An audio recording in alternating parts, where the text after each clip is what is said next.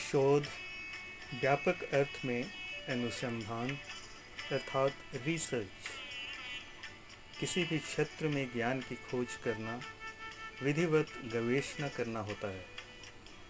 नवीन तथ्यों की खोज एवं पुराने तथ्यों तथा सिद्धांतों का पुनः परीक्षण करते हुए नवीन तथ्यों की खोज करना, इसे ही शोध कहते हैं। शोध उस प्रक्रिया या कार्य का नाम है जिसमें बोधपूर्वक प्रयत्न से तथ्यों का संकलन कर सूक्ष्मग्राही एवं विवेचक बुद्धि से उसका अवलोकन विश्लेषण करके नए तथ्यों या सिद्धांतों का उद्घाटन किया जाता है।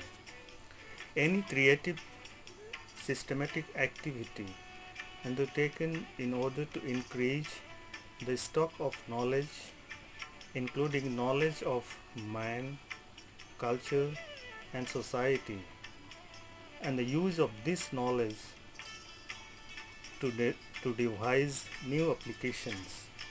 अर्थात शोध अंग्रेजी शब्द रिसर्च का पर्याय कहा जाता है, किंतु इसका अर्थ पुनः खोज नहीं है, अपितु गहन खोज है।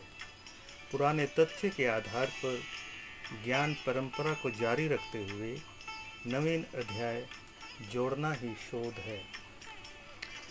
शोध का उद्देश्य सत्य की खोज करना, नवीन तथ्यों की खोज करना या नवीन ज्ञान की प्राप्ति करना, किसी तथ्य के बारे में नवीन जानकारी प्राप्त करना, किसी तथ्य की सही व्याख्या प्रस्तुत करना, किसी समस्या का समाधान करना, वैज्ञानिक कार्यविधि के उपयोग द्वारा प्रश्नों का उत्तर प्राप्त करना, व्यवस्थित प्रयत्न के द्वारा सिद्धांतों का निर्माण करना। शोध का उद्देश्य किसी तथ्य या समस्या का आकलन, वर्णन एवं निवारण प्रस्तुत करना होता है।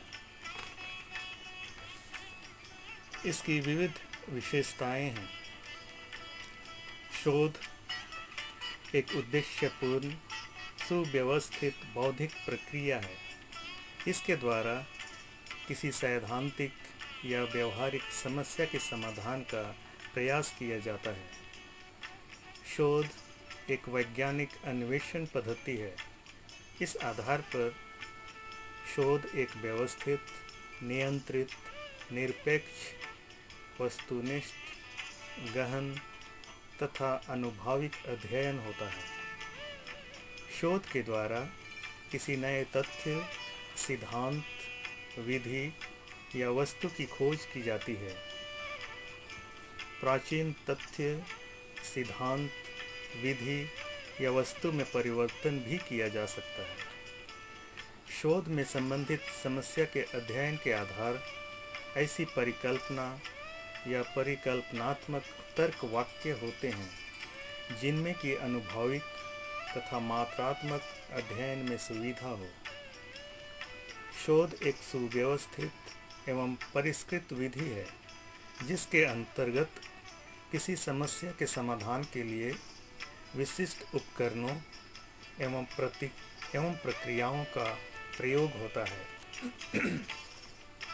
किसी समस्या से संबंधित आंकड़ों का विश्लेषण वैज्ञानिक तथा सांख्यिकीय पद्धति के आधार पर किया जाता है जिससे शोध विशिष्ट हो सके। शोध में समस्या को समझने के लिए विश्लेषण किया जाता है ताकि परिकल्पनाओं का निर्माण एवं परीक्षण किया जा सके। शोध में प्राप्त परिणाम तथा संबंधों की पुनरावृत्ति बार बार इसलिए की जाती है ताकि सुसंगत निष्कर्ष प्राप्त हो सके। शोध के कई प्रकार होते हैं। वर्णनात्मक शोध, शोधकर्ता का चरों पर नियंत्रण नहीं होता। इसमें सर्वेक्षण पद्धति का प्रयोग होता है। वर्तमान समय का वर्णन होता है। इसका मूल प्रश्न होता है, क्या है? विश्लेषणात्मक शोध, शोधकर्ता का चरों पर नियंत्रण होता है। शोधकर्ता पहले से उपलब्ध सूचनाओं एवं तथ्यों का अध्ययन करता है।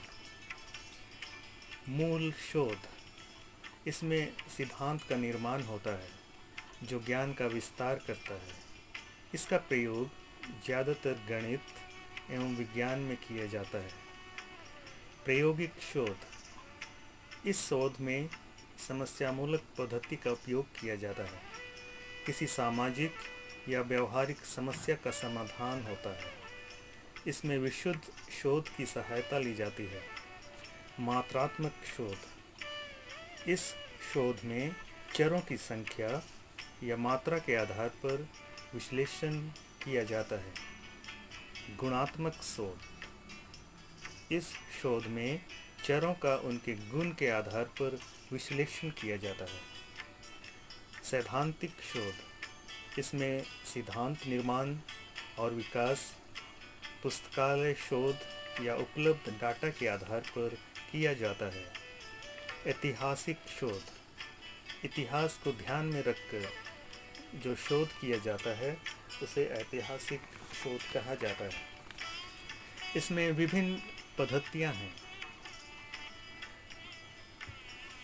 तुलनात्मक शोध पद्धति, इसके अंतर्गत एक ही भाषा या तथा दो या उससे अधिक भिन्न भाषा के समान लेखक या कृति और प्रवृत्ति की आपसी तुलना करके अध्ययन किया जाता है। जैसे प्रेमचंद एवं फणीश्वरनाथ रेणु का शब्द प्रयोग। सर्वेक्षण पद्धति, इसमें आबादी से व्यक्तिगत इकाइयों के नमूने का अध्ययन संबंधित डाटा संग्रह के माध्यम से किया जाता है। इसके अलावा आलोचनात्मक पद्धति, वर्गीय अध्ययन पद्धति, क्षेत्रीय अध्ययन पद्धति, आगमन पद्धति, निगमन पद्धति, काव्य शास्त्रीय पद्धति, समाजशास्त्रीय पद्धति, भाषा वैज्ञानिक पद्धति, साक्षात्कार पद्धति, प्रश्नावली पद्धति आदि हैं। विषय चयन, अपनी रुचि एवं वृत्ति के अनुसार विषय का चयन करना चाहिए। इसके लिए विषय वस्तु के आधार पर सही शीर्षक रखना चाहिए। शीर्षक न अधिक लंबा हो न छोटा, इसे भ्रामक नहीं होना चाहिए। साहित्य समीक्षा, जिस विषय का आपने चयन किया है उस चयनित विषय के संबंध में अन्य लोगों के द्वारा जो कार्य किए गए हैं उस साहित्य का विवरण प्रस्तुत किया जाता है। परिकल्पना, इसे हाइपोथेसिस भी कहा जाता है। चैपलिन ने परिभाषित करते हुए कहा है, hypothesis is an assumption which serves as a tentative explanation, अर्थात परिकल्पना एक अवधारणा है जो अंतरिम स्पष्टीकरण करती है। परिकल्पना एक सुनिश्चित अनुमान या निष्कर्ष होता है जिसे अवलोकित तथ्यों तथा दिशाओं को स्पष्ट करने के लिए एवं अन्वेषण को निर्देशित करने के लिए बनाया जाता है। एक अच्छी परिकल्पना शोध समस्या को उपयुक्त हल सुझाती है। इसे स्पष्ट, सरल, सटीक, विशिष्ट, संगत एवं व्यवहारिक होना चाहिए। संदर्भ ग्रंथ, यह विषय से संबंधित पुस्तकों की सूची है। इसे शोध प्रबंध के अंत में उपसंहार के बाद लिखा जाता है। इसे वर्ण क्रमानुसार या काल क्रमानुसार सूचीबद्ध किया जा सकता है। लेखक का नाम सर्वप्रथम आता है, उसके बाद पुस्तक का नाम, पब्लिकेशन, स्थान, प्रकाशन वर्ष और अंत में संस्करण लिखा जाता है। पाद टिप्पणी, किसी अध्याय में विषय से संबंधित मत एवं विचार साम्य के कारण उद्धृत करने पर उक्त पुस्तक का विवरण प्रस्तुत किया जाता है, वह पाद टिप्पणी कहलाती है। यह पृष्ठ के नीचे अध्याय के अंत में या सभी अध्यायों के अंत में प्रस्तुत किया जाता है। इसकी रूपरेखा इस प्रकार होती है: पुस्तक का नाम, लेखक का नाम, पब्लिकेशन, स्थान, प्रकाशन वर्ष, संस्करण एवं अंत में किस पृष्ठ पर अवतरित है। शोध पत्र प्रारूप में कौन कौन से फलक होते हैं? शोध शीर्षक, प्रस्तावना, पूर्व अध्ययन की समीक्षा, परिकल्पना, उद्देश्य, अध्ययन विधि, उपकरण, प्रेरणा, प्रासंगिकता या सार्थकता, संभावित अध्यायों का विवरण, संदर्भ ग्रंथ सूची। अर्थात शोध पत्र प्रारूप में उक्त बिंदुओं का होना अनिवार्य है।